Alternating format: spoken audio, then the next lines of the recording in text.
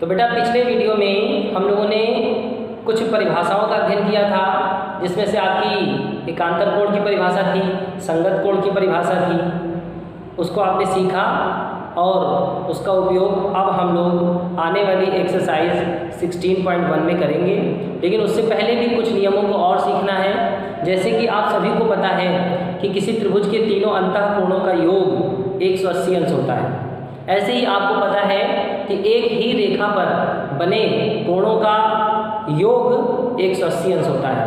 इसी प्रकार आज हम लोग समांतर रेखाओं के संबंध में भी कुछ और नियमों को सीखेंगे, जिससे आगे आने वाली जो एक्सरसाइज है उसको आप सही से बिना किसी समस्या के सभी सवालों को हल कर सकें। तो आइए सीखते हैं। लिखा है एक ही ओर के अंतः कोण तथा एक ही ओर के बाह्यता कोण।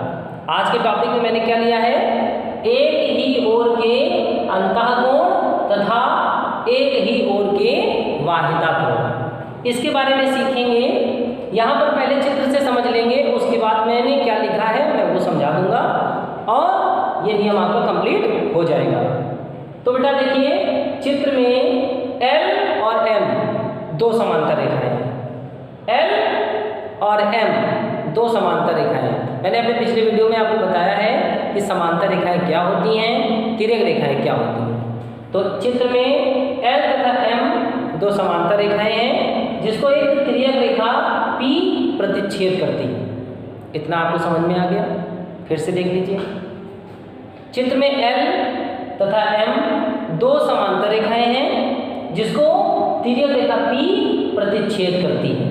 आपको दिख रहा है स्पष्ट रूप से एक तिर्यक रेखा P क्या कर रही है? प्रतिच्छेद कर रही है। तो यहाँ पर मैंने देखिए कुछ कोणों के नाम लिखे हुए हैं।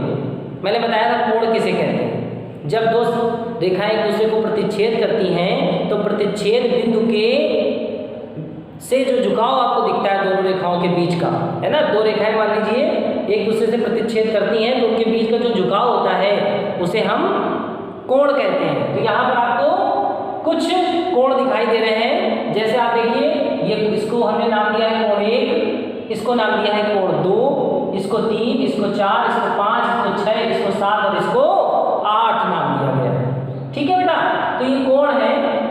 अब हमने आज का टॉपिक क्या लिया हुआ है? एक ही ओर के अंतः कोण और एक ही ओर के बाह्यता कोण। तो आप यहाँ देखेंगे, जब दो समांतर रेखाओं को एक तिर्यक रेखा काट देती है तो बीच में एक अंतःखंड कटता है, जिसको मैंने पिछली क्लास में समझाया है। ये जो समांतर रेखाओं के बीच में एक टुकड़ा है तिर्यक रेखा का, इसको हम अंतःखंड कहते हैं। क्या कहते हैं? अंतःखंड कहते हैं। तो ये अंतःखंड है और इस अंतःखंड के एक ही ओर का मतलब या तो बाईं तरफ या तो दाईं तरफ, या तो बाईं तरफ या तो दाईं तरफ। तो बाईं तरफ अगर हम देखते हैं यहाँ पर, तो अंदर वाले जो कोण है वो 3 और 6 है, और बाहर वाले जो कोण है, इधर की तरफ बाहर 2 है और इधर की तरफ बाहर 7 है। एक ही ओर है अभी। अब हम दूसरी तरफ जब चलते हैं, या दूसरी ओर कहते हैं इसको, भी एक ही ओर लेंगे जब स्टार्ट करेंगे तो दूसरी ओर की बात आएगी। तो यहाँ अंदर वाले कोण 4 और 5 है, और बाहर वाले कोण कौन कौन से हो गए? 1 और 8। तो क्या नियम है? नियम ये है कि एक ही ओर के अंदर वाले कोणों का योग 180 अंश होता है और बाहर वाले कोणों का योग भी 180 अंश होता है। अब कैसे होता है, क्यों होता है, ये हम आगे आने वाले वीडियो में आपको बताएंगे। लेकिन आपको अभी केवल नियम समझना है कि एक ही ओर के अंदर वाले कोण और बाहर वाले कोणों का योग 180 अंश होता है। यानी 3 और 6 का योग 180 अंश होगा और कोण 2 और कोण 7 का योग भी 180 अंश होगा। इसी प्रकार कोण 1 और कोण 8 का जो योग होगा वो 180 अंश होगा, और कोण 4 और कोण 5 का योग भी 180 अंश होगा। तो देखिए, मैंने लिख भी दिया है, फिर से एक बार देखेंगे इसी को। क्या टॉपिक लिखा?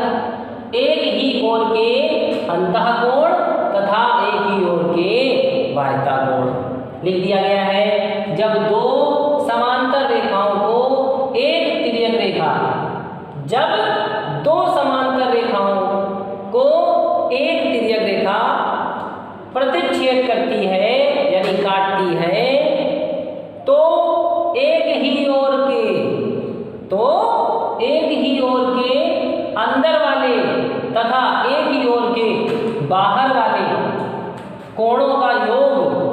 सदैव 180 अंश होता है। चित्र में L तथा M दो समांतर रेखाएं हैं तथा P तिर्यक रेखा है। P क्या है बेटा? तिर्यक रेखा है।